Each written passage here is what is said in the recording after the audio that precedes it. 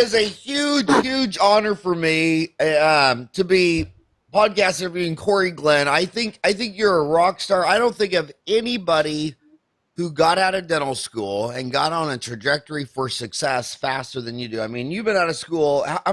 What year did you get out? 2008? 2008 is when I graduated. And this is only 2015. So I don't know geometry or trig, but that's about 7 years. Yeah. And you already do implants and ortho. And I mean, I look at the cases on Dentaltown. I mean, anybody that just looked at your work would say this is a 60-year-old dentist. Well, thank you. And you're half that age. I mean, just unbelievable, man.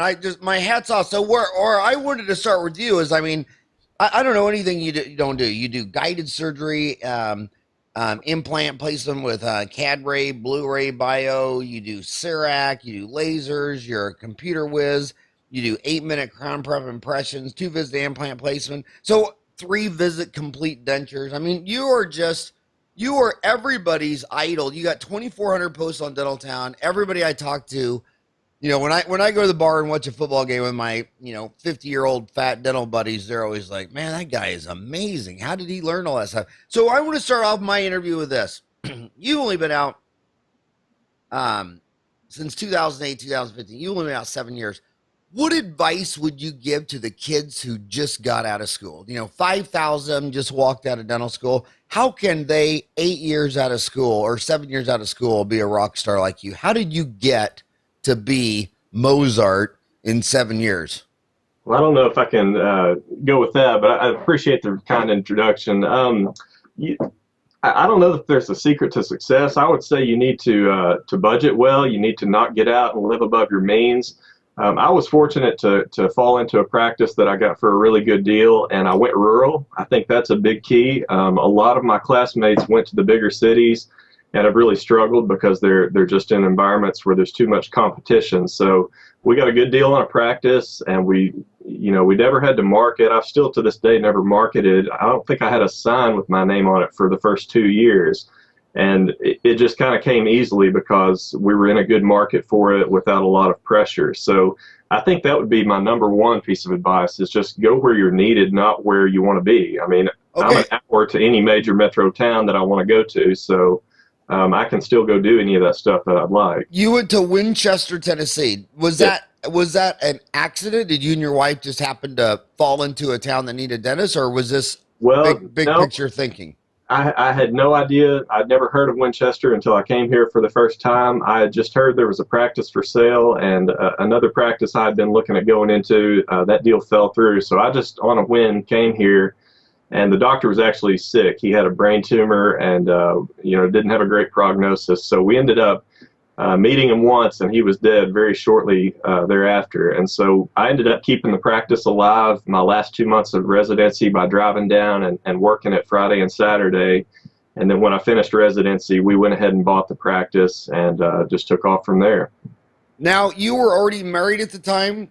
I was, yeah. Now, do you think a lot of your classmates, whether they be men or women, are under pressure from their spouses? Is it hard to take a spouse to rural America because as opposed to big city? I know I went to Kansas City Dental School, and one of the biggest problems of Kansas City Dental School is all the kids like me come from these small towns in Kansas, Missouri, Oklahoma. I mean, all Midwest. And then you go to Kansas City that has the Royals and the Chiefs and the Plaza. And I mean, it's seriously one of the greatest cities I've ever been in my life. It has over 1,000 fountains, and nobody wants to leave. Yeah. So the school graduates 100 dentists a year, and they're on every corner. But all my friends who went rural, they just were rock stars because they were needed. I mean, dentistry, business is supply and demand. So were you and your wife from small rural towns? And how many people live in Winchester? I think there's 8,000. We draw most of the county, which is about 40,000. But thankfully, my wife was from a small town about an hour away from here, so she was used to that. Neither one of us wanted to deal with traffic and all of that. Honestly, it's usually my single friends that want to go to the bigger cities. They feel like there's no nightlife or any chances to meet anyone rural. Like I said, if you wanted to do that, you've got 3-day weekends that you can go spend in the big cities if that's the route you want to go. Yeah. And of course, the rate you're having daughters, that town will be 16,000. You've already got 3 daughters in 7 years. My God, you're a machine. Are you going to do another course on how to make 3 babies in that short a time? I don't know. That may not be a course that would go over too well. I had 4 boys. If you have 3 girls, I bet I like to compare notes with you when we're both Yeah. grandpas in a rocking chair to see who had a harder life, raising Right. 4 boys or 3 girls. So okay, so you get out of dental school, and you go into a residency. That's probably the most asked question I ever get. It's always, should I become a specialist or should I go into residency? And as far as specialist goes, I always tell them, first do what you love. I would hate to go into a specialty because someone said, oh, they need pediatric dentists. I'd rather shoot myself than be a pediatric dentist. I mean, if that was my only choice. But why did you not specialize? Answer that question. All the kids saying, should I specialize? Why did you do a residency? Looking back, did you learn a lot about what you're doing now in your 1 year residency or in other places? Yeah, absolutely. So all through college, I worked for an oral surgeon, and I actually went to dental school thinking that that's what I wanted to do. And during dental school, I found I just really liked the general dentistry aspect, and learned that you could kind of do as much surgery as you wanted to as a general dentist. So that was my plan, is I wanted to do general dentistry and still focus on a lot of the surgical things. And so the residency that I chose actually had a big focus on implants and some of the higher, more complicated restorative cases. So that got me a lot of training and let me hit the ground running when I got out into my own practice. And so I thought the residency was very helpful. I know there's a lot of them where it's just like dental school year 5 and you're still just doing routine fillings and that kind of thing. And I wouldn't think that would be too beneficial. But if you pick the right residency where you get to really focus on some more advanced things that you don't get in dental school, I think it can be very helpful. And you did that with the Lutheran Medical Center. Yeah, it was actually there in Memphis. It was at the faculty practice of the dental school I attended. So I still stayed in Memphis for that last year, but it was an entirely different type of environment to practice in. And being raised Catholic and had gone to mass every single day of my childhood, Martin Luther is still my favorite Catholic priest of all time because, I mean, he's just a rock star to stand up to that massive institution with his 99 problems he had with it. And when they found out, they're like, "Oh yeah," and he had to run all the way to England and hide from those guys. The response was, "I'm going to kill that." And I think I've loved rebels since I was a little kid. First time Sister Mary Allowich had told me about that guy, I'm like, "Man, that's my favorite guy." And so where do you want to start? Let's start with not everybody has CIRAC, CBCTs, all that stuff. Let's start with what just got my mind.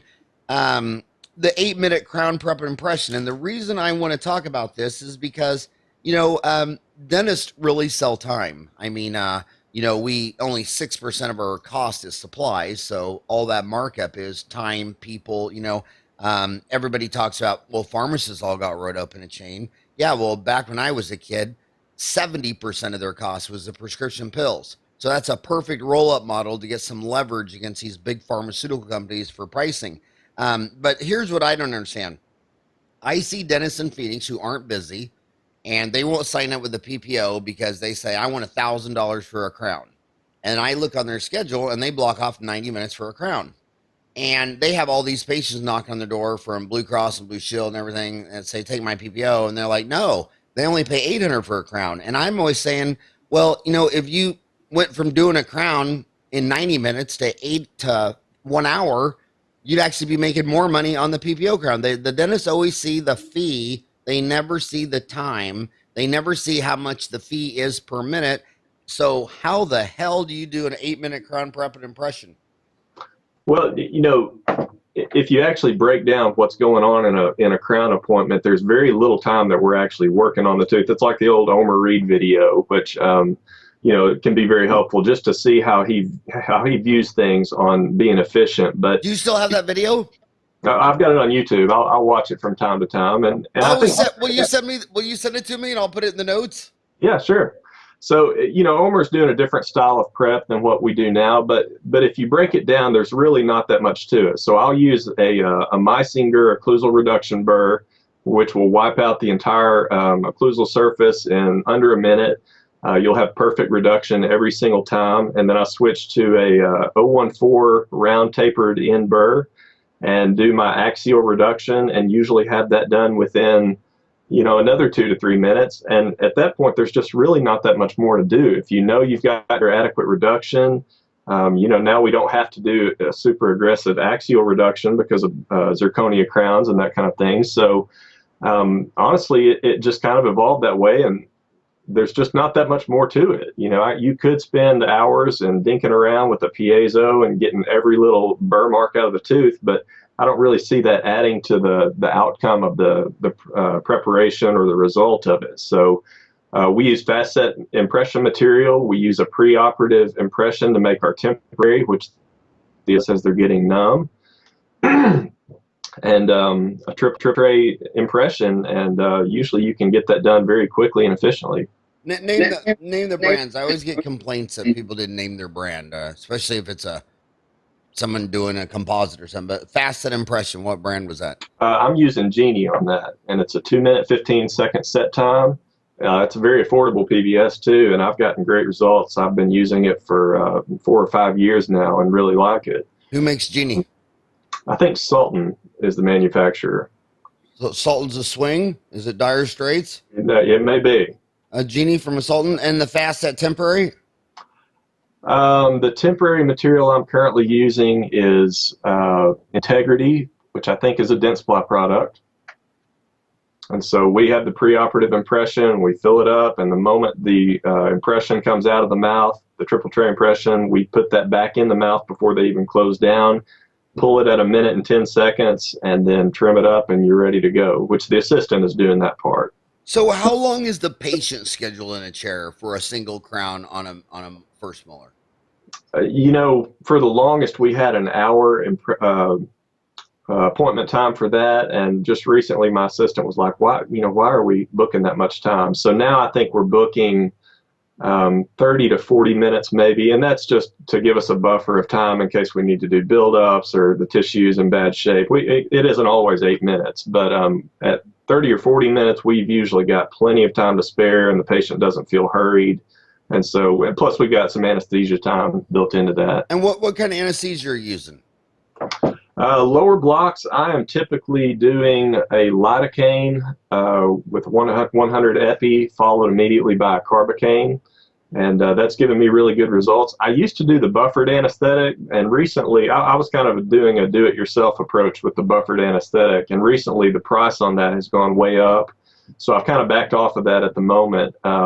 But upper, we use Septicaine for an infiltration. Lower, premolars forward, we'll still use Septicaine. So on the upper, you would use Septicaine, which is 4%. If you're Canadian, it's Articaine, right? Right. Is it just Septicaine in the U.S. or is it? It seems like the Canadians. Septicaine is the brand name. I think Articaine is the true name of it. Oh, okay. Why do you use Septicaine or Articaine upstairs and lidocaine downstairs, and why do you give carbocaine after the lidocaine injection downstairs? Okay, so I'm not an anesthesia guru, but I know a lot of people have had the experience of paresthesias, and a lot of the people in the know say that Septicaine is going to cause a higher rate of paresthesias with blocks. I actually had that experience. It wasn't myself, but one of my hygienists gave a block with Septicaine that did result in a permanent lingual paresthesia. Was it from the drug? I have no idea. I just feel better about blocking with lidocaine and carbocaine. I think the effects of using 2 independent anesthetics are kind of additive, and so it does seem to get them much more numb and numb quicker than just using one drug alone. And, it just makes me feel better that maybe I don't have quite as high a risk of paresthesia. Again, does that have any validity? I'm not for sure that it does, but once it's happened to you, it does make you a little gun shy about blocking with Septicaine. I've had 2 paresthesias from an injection. Both of them went away after about a year and a half, and they were 2 different anesthetics. And the only thing they both had in common is while I was given it, all of a sudden, out of nowhere, they just jump. I mean, I just ran the needle right into the nerve. I think that more than likely is the case. It's just needle trauma. I think the hygienist had that experience when she was giving it as well. I get them from time to time too. So again, it could just be needle injury, but there's been a few people that have taught me in implant courses, surgeons that do a lot of nerve repair that do say that they see a higher incidence with septicane. I can't say one way or another. I'm just going Do you use a 27 gauge needle downstairs and a 30 gauge needle upstairs? I do. Yeah, I always wonder if that bigger needle is the issue. They say, why do they say we use a 30 gauge, 27 gauge? Because It's because you aspirate supposedly for the aspiration. Yeah. Okay. And amazing. Okay, so now let's go into a 3-visit complete dentures. I know everybody wants to hear implants and CBCT, so I'm making them wait because I've always thought the problem with dentures is the problem with everything in dentistry. If you only do 1 molar root canal a month, you never really get good at it. And every dentist is doing a fillings and crowns every day and x-rays and cleaning, so they get really good at that stuff. The problem with dentures is a lot of the dentists, they don't even do 1 a month. I mean, I have one friend who doesn't even do 1 a year. So so how do you get good at something if you do 1 a year? But how often would you do a denture? How regular is this? We don't do a ton of them. We probably do a couple a week, maybe, and so it's not. That's a ton. I mean, I don't know anybody doing 2 a week.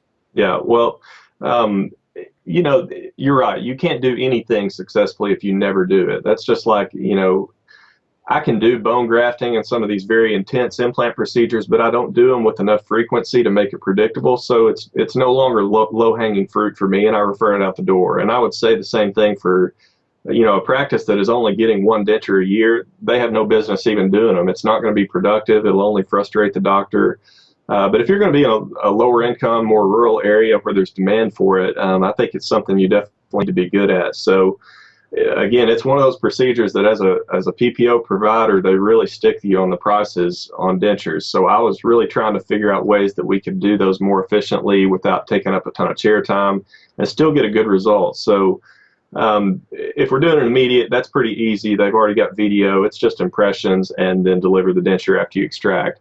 Most people that you're not doing an immediate on, they have already got an existing denture, and usually it's worn. They've had it 20 years, and so there may not be that much valuable information in it as far as the shape of the teeth and the position of the jaw. But what we started doing is just duplicating that denture. Even if it's not a great fit, we would duplicate it and then use it in that same appointment as a custom impression tray. And then once we've got the impression inside of it, we'll actually add wax to it and use it as the bite rim too. And so in that first appointment, you can actually accomplish your master impression and your wax records in the single visit. And then the next time it's just a wax try-in, which is usually dead on, and the third visit you deliver.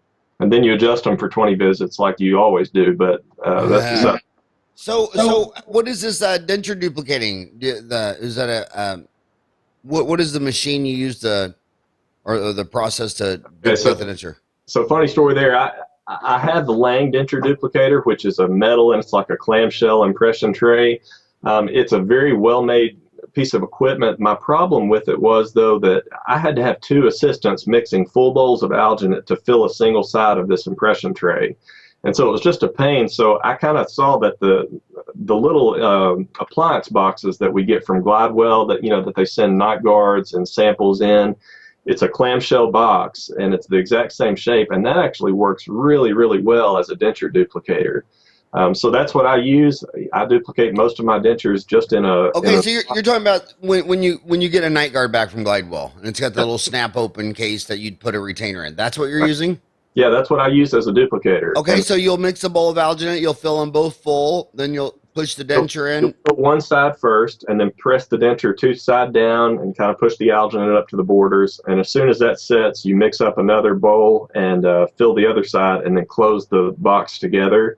And then when you crack it open, you've got this negative impression that you can pour acrylic into. And when you close that back up and let it harden, you've got a duplicate denture.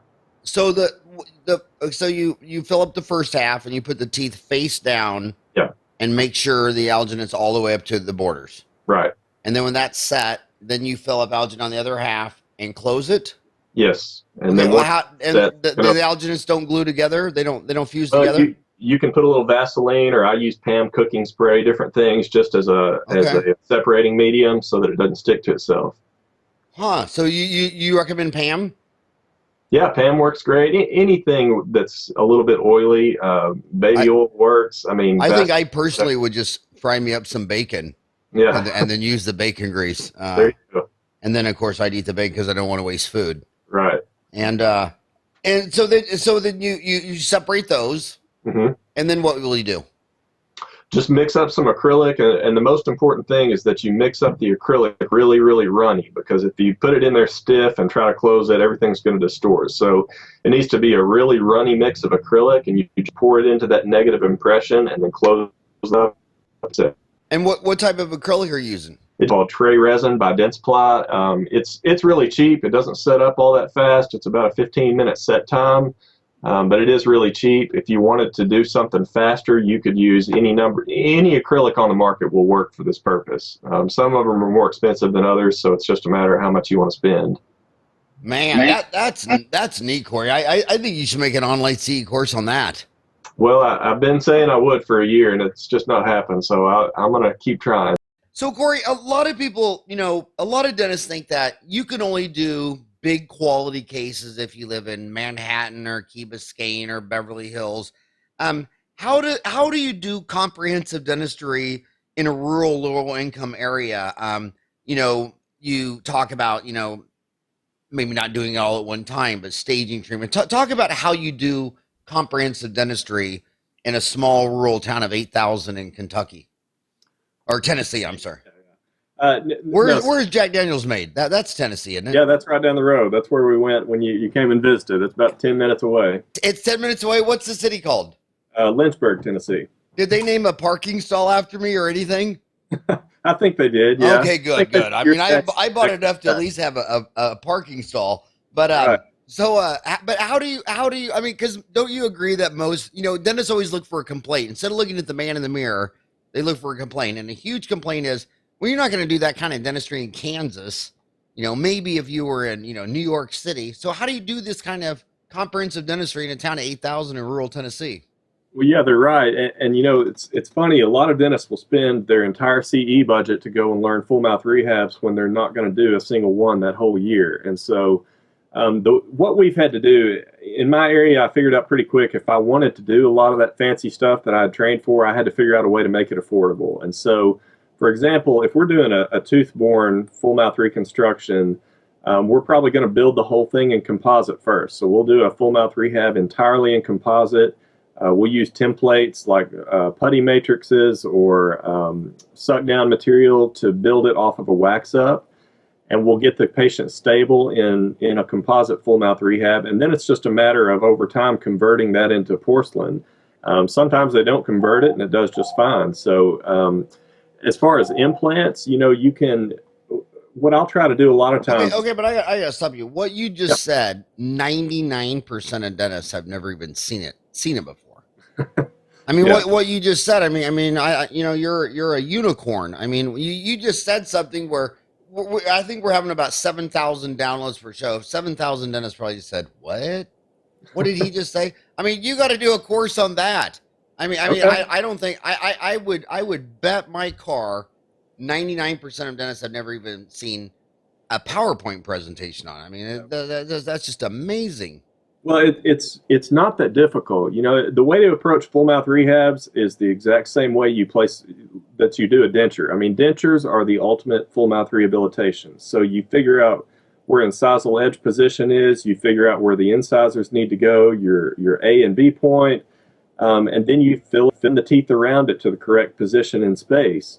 And so it's the exact same thing when we're doing a full mouth rehab. We're going to find out where the teeth need to be, and then we're going to see if we can actually get them there. Now, you can't always get them there. You might need orthodontics, but in most cases with opening the bite or various methods, you can actually build the teeth up with either composite or crowns into the position they need to be. And the way we do that is with a diagnostic wax up. And so you need a good lab that will do a wax up and put those teeth where they need to be.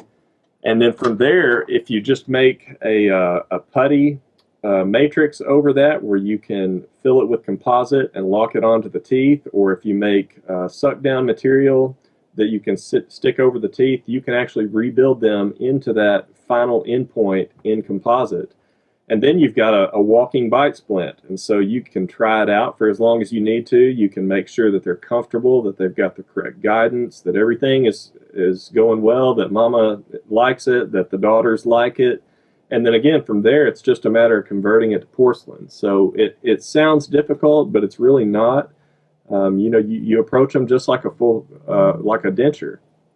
It seems like when I got out of school, everybody was so afraid that if you opened up a bite a millimeter or 2 millimeters, it was going to cause the dreaded TMJ.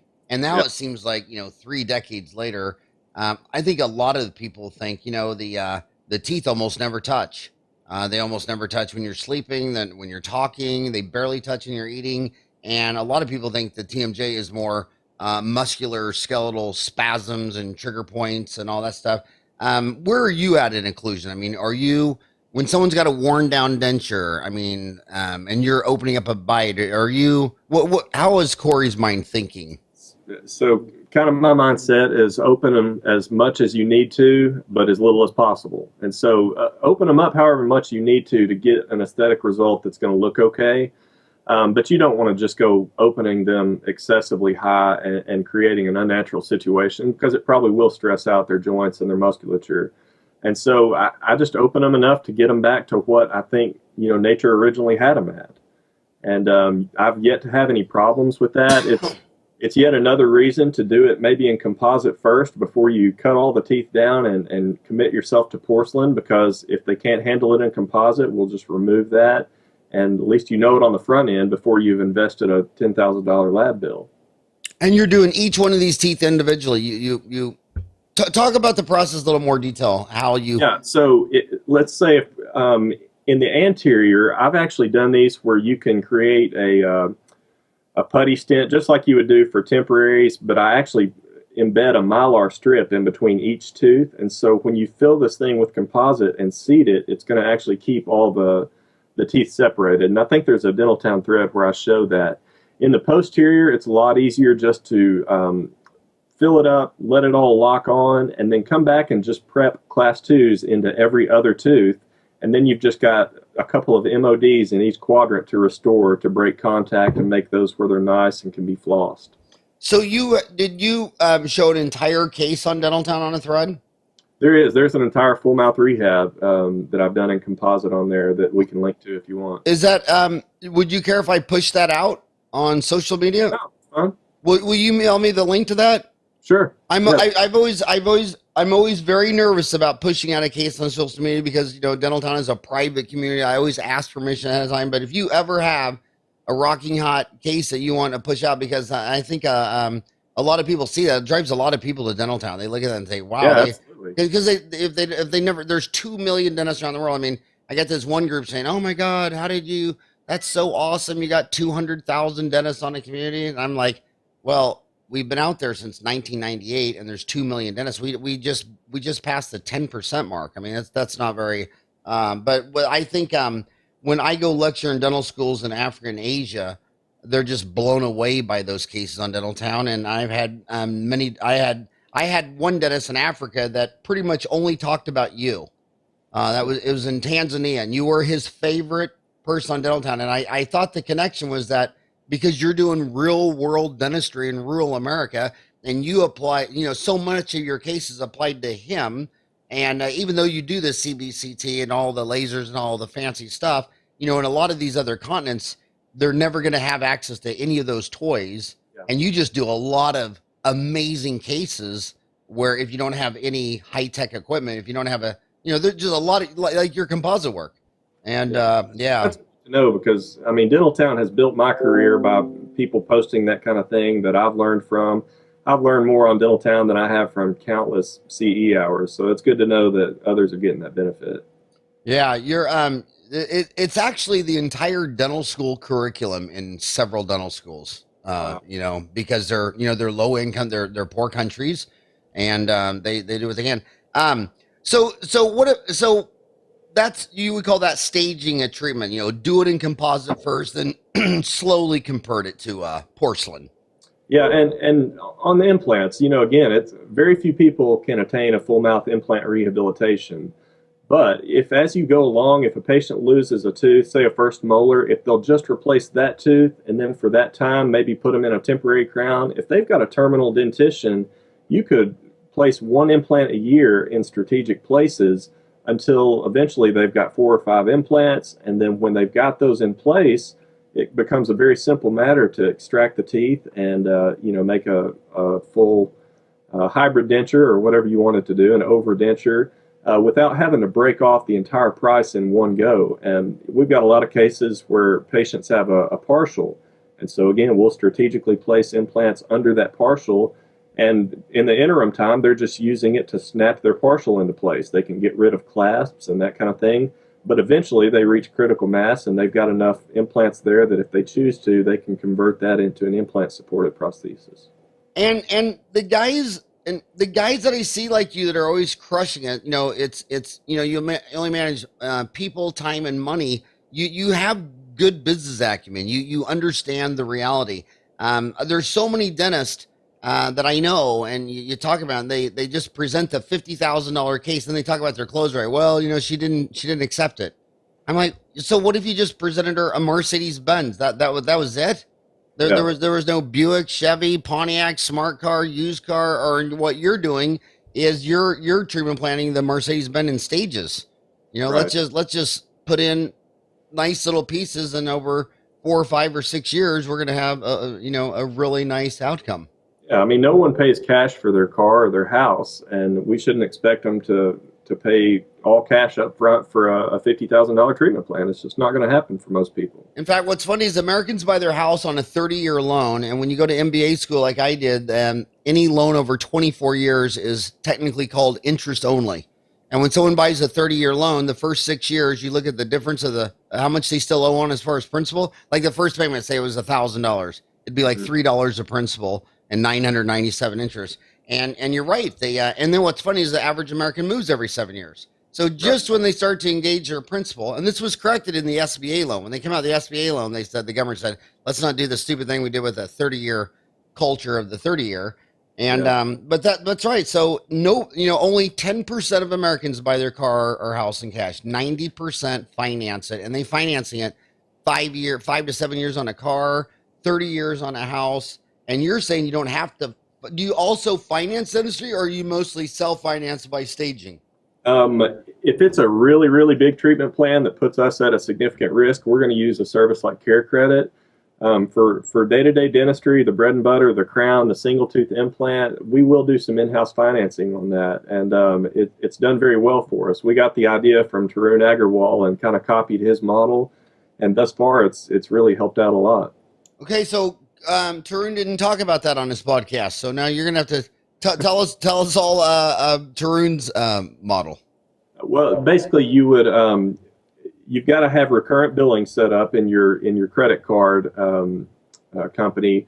But basically, you could just go online and you come to terms with the patient. So, for example, if they've got this is great for the insurance patient because almost half of it is paid for up front. So your out-of-pocket risk on this is very, very low. So let's say your crown is $1,000, $500 is covered. You're already sitting pretty good. The remaining $500, you might set up with them to do $100 a month over the next 5 months. The first payment would be due at the time they schedule the treatment, and so you've still not touched a burr to the tooth, and now you've collected $600. And then again, by the time you prep it and then get them back for delivery, you've probably collected $700. And so you've got most of your costs already covered at that point. And so it really works out well. You do take a little bit of risk on patients, but again, with an insurance patient, that risk is really mitigated by the fact that a good portion of it's being covered by their insurance. But you're saying it's an automatic credit card. Yes, you've got to sign a contract with the patient. 2, they've got to give you a credit card, and that's going to be set up to have an automatic draft at a certain time every month for whatever amount of money you've agreed to withdraw. And so at this point, I've not gotten comfortable enough to extend out to a year, 2 years, but 6 month, 8 month, for amounts varying from 500 to 1,000. I have no problem doing that at this point. And how long Tarun's been doing this for a long time? I assume he has. I heard him speak about it first on a different podcast, and so he's been doing it a little while, and I think he's starting to take a little bit more risk on how far out he'll go with it. But it's worked out well for me. You know, if I do care credit and try to finance something over 10 years, I'm going to take a huge hit right off the bat because they've got to front that full amount of cash right at the front. Whereas me, if I totally get stiffed, I'm not getting stiffed a huge amount of cash. I might be getting stiffed a little lab bill and some of my chair time. And so I've got a lot less to lose. And what was the name of the other podcast? It was the Dental Hacks. It was Alan Mead and Justin. Alan Mead? Yeah, I love those guys. Those are great guys. And Tarun posted something the other day where I swear to God, I almost cried. He went back and showed the hotel that he grew up in. His parents were hardworking immigrants, and here's a hotel. And he was when he was just a little boy, if a traveler came at 10 o'clock at night, they'd jump up and go make the room and this and that. And now he's, one of the most successul people in education and dentistry and prestige. I mean, just that's a great video. God, he's the American dream. I have so much love and respect for that guy, and he's got the most amazing wife too. She's a psychiatrist. And so I think every dentist in America should consider She's got her work for her. Yeah, I think every dentist in America should consider Mona their part-time wife, because I think every dentist in America probably needs to shrink it one day or another. So I want to talk about this because this was one of the most controversial columns I ever wrote in my life, is about, to use a splint or not a splint. And what I was doing is I never write a column unless I feel like a rant's coming on.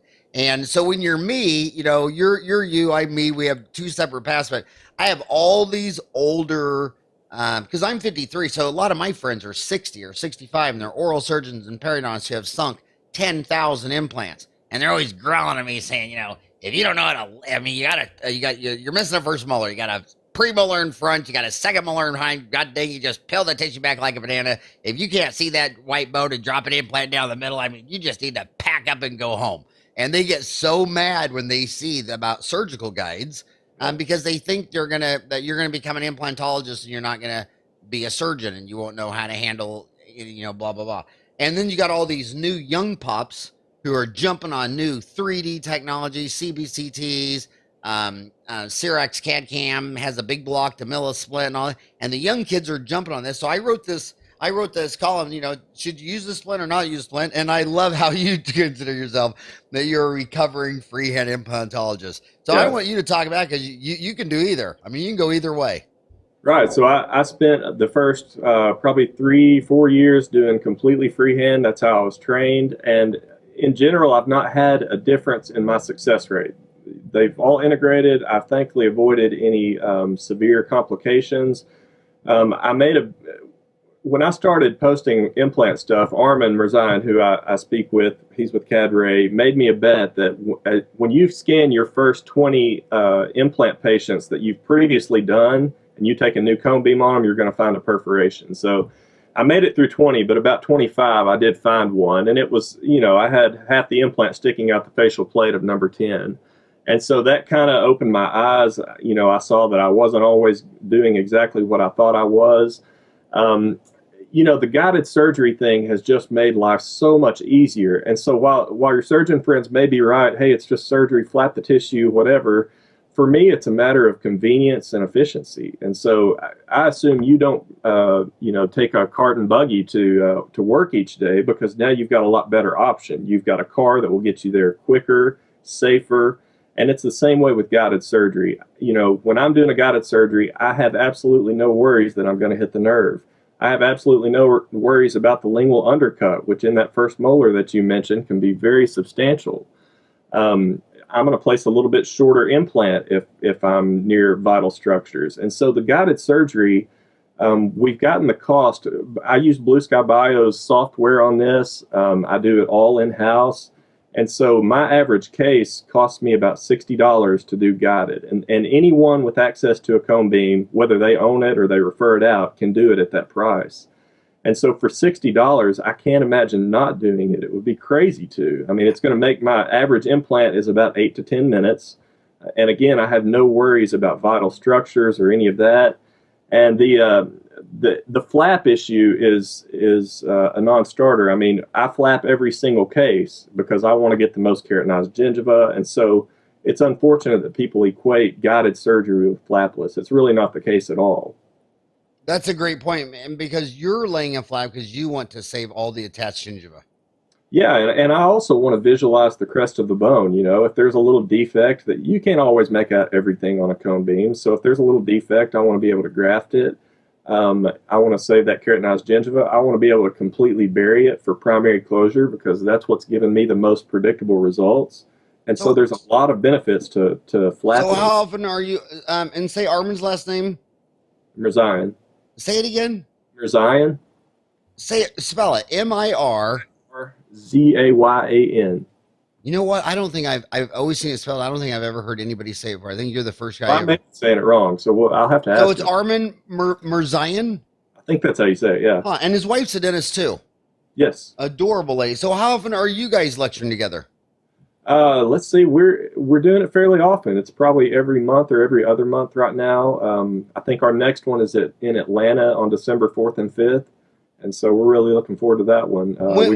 You got Phoenix on the dock? I mean, Phoenix has a. Nope, we need to. Phoenix has a 3.7 million person metro with 3,800 dentists. Yeah. And I mean, and every rock concert and the Rolling Stones, they go to towns half of our size. Everybody forgets this monster city in the desert. You know what I mean? Find us a venue and we're coming. Well, what kind of venue do you want? The course that we're typically doing is a hands-on course because we're teaching a lot of implantology, but then we're actually doing a lot of work on the computers, teaching you to do the software manipulation and to make the guides. How many people do you like? We could, if people bring their own computers, we could accommodate up to 50. The average class, if we supply the computers, is more around 20 to 25. Well, you send me a group email. I'll definitely put on the venue. And the other thing is Tucson's only 90 minutes away. In fact, it's hard to comprehend this, but Tucson, there's people living in Tucson that are closer to my dental office than the people who are on the other side of North Phoenix. I mean, I got patients who, some of them from North Tucson can drive to my office in 90 minutes, and some of them from north of here are 100 minutes away. Right. So it's a big drawing area. In fact, I think we could be drawn from basically 6,000 dentists, and it's a hot topic. A lot of people ask me, how does Blue Sky Bio make money if they give all that software out for free?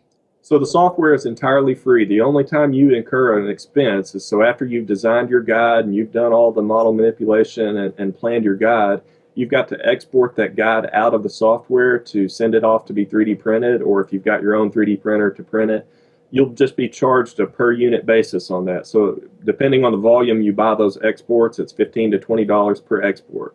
And so right now, I'm having a 3D printer installed in 2 days from now. But right now, what I do is I export it. It costs me about $18 usually in the volume that I buy it. And then it costs me another $35 to have it 3D printed and mailed back to me. So I'm at roughly $55 to do all that. And where's your 3D printer at? Is a dental lab doing that for you, or is it just a... Well, it's one that Blue Sky Bio is selling. It's made by it's the Jewel 3D printer, and it's made by Park Dental Research. That's Ron Buellard, who started the MTech mini implants many years back and sold out to 3M, but this is his company, and they're manufacturing this 3D printer now, and it's pretty affordable. Ron Buellard, Beuller? I think it's Bullard.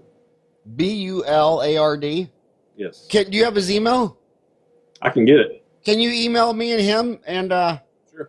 That'd be interesting, because I mean, 3D printing, this is something they talked about 10 years ago about, someday, and now who would have guessed Cory's ordered one. So how much is this going to cost you? The 3D printer, I think the manufacturer suggested retail is about $15,000.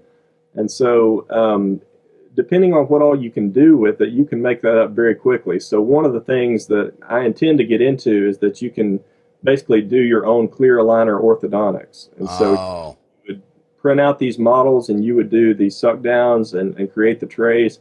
And you could feasibly do a clear aligner ortho case at an overhead of, $50 to $100 versus these huge lab bills that you're going to get from ClearCorrect and Invisalign and groups like that. Well, those prices are coming down rapidly, right? Because basically the patents are expiring on all the Invisalign stuff. I don't doubt it. Yeah. I mean, Ryan, can you pull up the stock chart on an Invisalign? So I'm not saying anything too crazy, but yeah, a lot of that stuff is expiring, and once those patents expire, there's going to be a lot of interest in the market. But very, very interesting. God, Cory, you're just a world. So then talk about this affordable implant techniques. What do you obviously this is what you're talking about. Talk about affordable implant techniques. Yeah, so implantology, the biggest factor that's in your control is how much you're paying for an implant. And so one of the reasons I've aligned myself so much with Blue Sky Bio is that they are very value minded, and so their implants are extremely affordable. The one I'm buying, I buy them 5 at a time, and I pay $89 an implant, and it's every bit as high quality as any of the big boys that are on the market. And so when I can buy my implant at a price like that, and then I can use stock abutments, or I can use my CEREC to do the restoration, it brings the price way, way down on this. And so I can have the entire implant, abutment, and crown done for right around $225. And so most of the bigger name implants, you've not even paid for half the implant at that point. And so that's the biggest thing that's within your control. The other thing is how many appointments are you going to take to do this? And so I just told you about guided surgery. Guided surgery allows my first placement visit to be about a 10-minute appointment. And it's going to go there where it needs to go predictably. It's going to be in the correct prosthetic emergence so that I'm not having to pay big money for custom abutments or special parts or anything like that. And so we've just removed all the question marks of the entire process, and it's just so predictable. I mean, I charge very little for implants, and it's still one of the most profitable things I do. I just think you're amazing. I mean, you have the most. I'm serious, dude. You're just amazing. What do you own your own CVCT? I do. Yes, the first year that I started using cone beam, I have a friend who's nearby that had bought one, and so I was referring to him, and I pretty quickly figured out I didn't want to practice implantology without it, and so I ended up buying one, and I went from just that first year, I did about 20 implants when I was referring to him to 50 the next year, and that was the only difference, was having the cone beam available. So, and what did you buy? I've got a Sirona XG3D. Sirona XG3D? Yes. XG3D. And it's a little bit smaller volume. It's an 8x8 field of view, so I'm not picking up the base of the skull and spine and a lot of the anatomy that I'm not really comfortable with. I think that field of view is one that almost any dentist can feel comfortable navigating, and it shows me everything I need to see for what I'm doing. And then that merges in with your, you have the CAD cam too, right? I do. I've got a CEREC, although to be honest on that, I'm more using the Blue Sky software, and so that to me is a more affordable option for doing guided surgery. I love my CEREC for my onesie twosie crowns, but I'm not using it a lot for the implantology. But why would you need a CEREC for a crown if you can do an impression, and when you can prep an impression temporize in 8 minutes?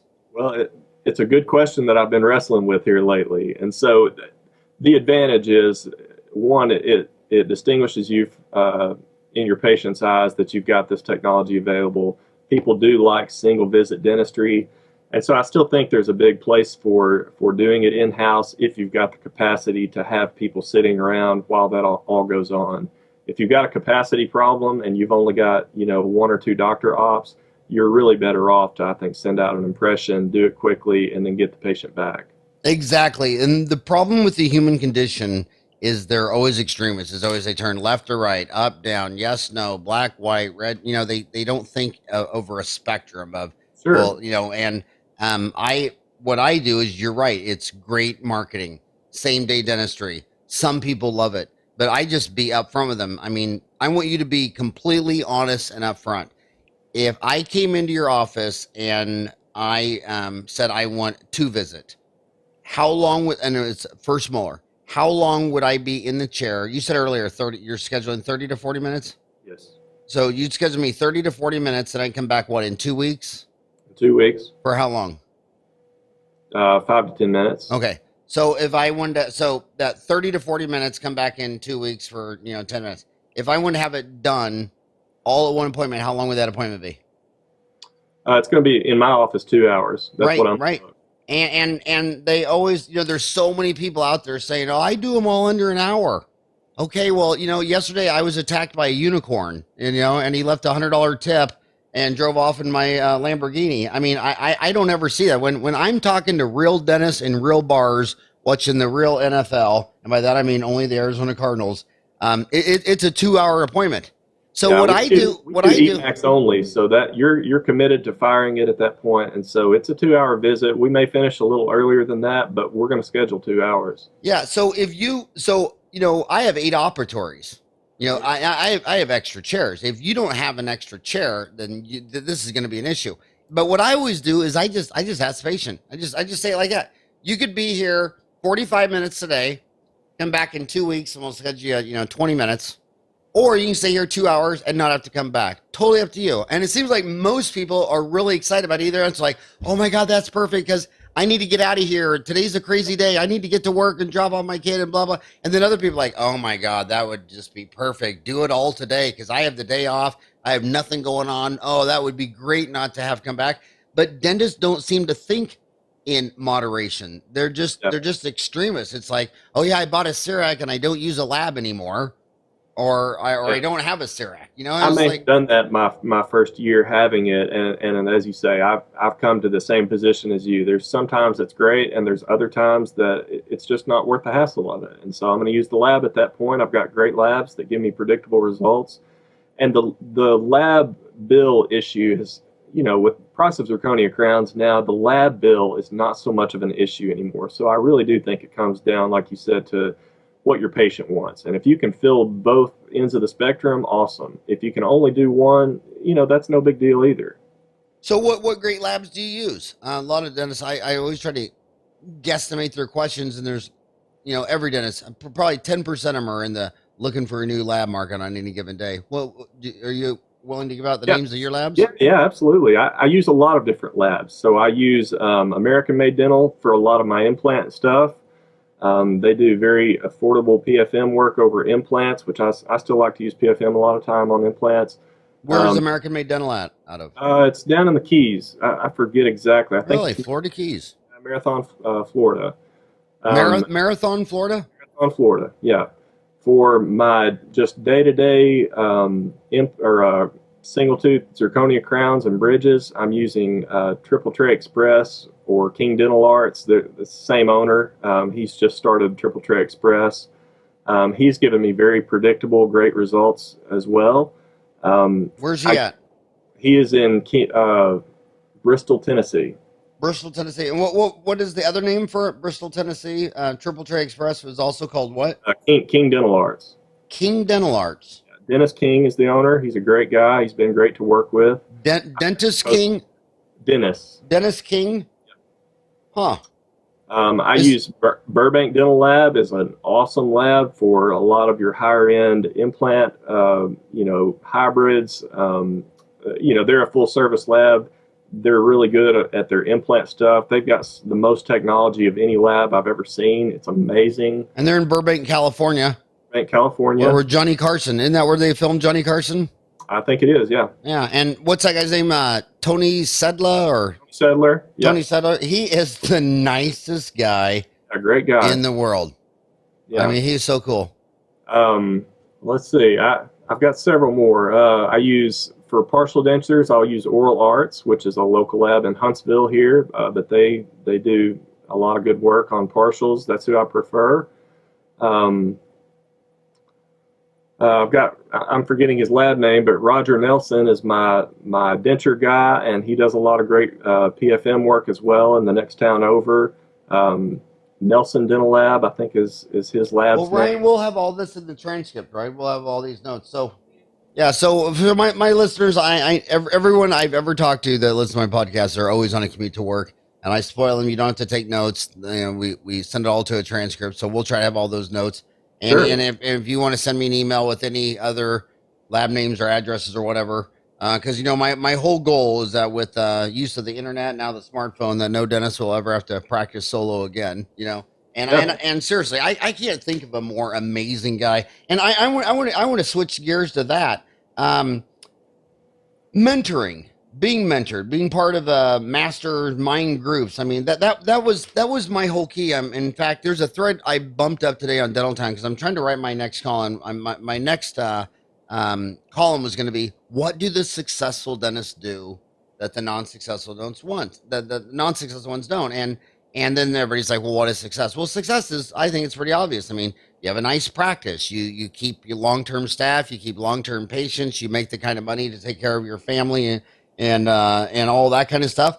And what do they do? And that was one of the reasons I started this podcast, was because I always noticed out of the gate that the dentists who took like 100 hours plus CE every year, 10, 20 years later, they usually had their like fellowship in AGD or they're a diplomat in something or whatever. But the ones that got off on the continued ed track, they're just twice as successful as the ones who just take the minimum requirement to get their license renewed.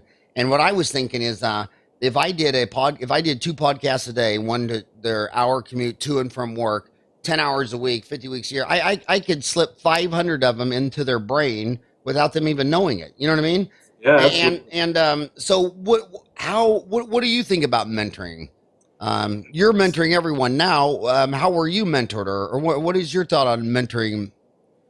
Yeah, as I mentioned earlier, Dentaltown's been a huge mentoring site for me. All these guys that they don't even know I've ever looked at their posts, but I'm just soaking it all in. So that's a huge benefit of what you're doing with that. You know, I think it's beneficial if you're an older dentist that's got some wisdom, and either you've done a lot of things really right, or if you've done a whole lot of things really wrong and have the experience and wisdom to share that with some younger dentists. It's incredibly beneficial if you'll pass that along. 3 years ago, I spoke at my study club. It's one of the first speaking things I ever did, and it's just a local study club, about 40 dentists. And there's a guy in that study club named Roy Thompson. He's a big name in organized dentistry, great clinician, and he actually brought me into a little email group that he's got with him and 5 other 60-plus-year-old dentists. These guys are rock stars of organized dentistry. And I've exchanged 5 emails with them already today. We're talking about dentures and this and that. Financial advice, stocks, all this kind of stuff. And we just banter back and forth, bouncing ideas off of each other. And so it's a mastermind. I'm in another mastermind group with Graham Dursley, who's done a ton of serial practice transitions. We've got some amazing minds in that group. What's his name? Graham Dursley. He puts out GHRAM. Yes, GRAHAM. DERSLEY, and he puts out the Practice on Fire newsletter.